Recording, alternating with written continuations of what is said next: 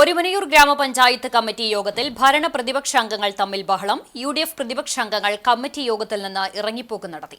ഒരുമനയൂരിന്റെ വികസന പ്രവർത്തനങ്ങൾക്കുള്ള 1 കോടിയോളം രൂപ ലാപ്സാക്കി കളഞ്ഞ് LDF ഭരണസമിതി രാജിവെച്ച് ജനങ്ങളോട് മാപ്പ് പറയുക, പഞ്ചായത്ത് കമ്മിറ്റി തീരുമാനമെടുക്കാതെ അമിതമായി വാങ്ങിയ പഞ്ചായത്ത് ഹാളിന്റെ വാടക ജനങ്ങൾക്ക് തിരികെ നൽകി മാപ്പ് പറയുക, പഞ്ചായത്ത് പ്രസിഡന്റിന്റെ ഏകാധിപത്യ ഭരണം അവസാനിപ്പിക്കുക എന്നീ ആവശ്യങ്ങൾ ഉന്നയിച്ചാണ് UDF പ്രതിപക്ഷ അംഗങ്ങൾ യോഗത്തിൽ നിന്ന് ഇറങ്ങിപ്പോക്ക് നടത്തിയത്.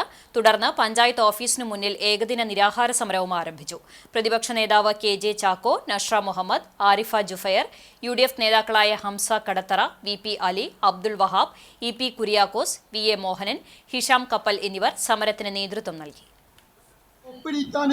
ഒപ്പിടിക്കാൻ ഇവിടെ പറ്റുന്നില്ല, മീറ്റിംഗ് ഒപ്പിടിക്കുന്നില്ല.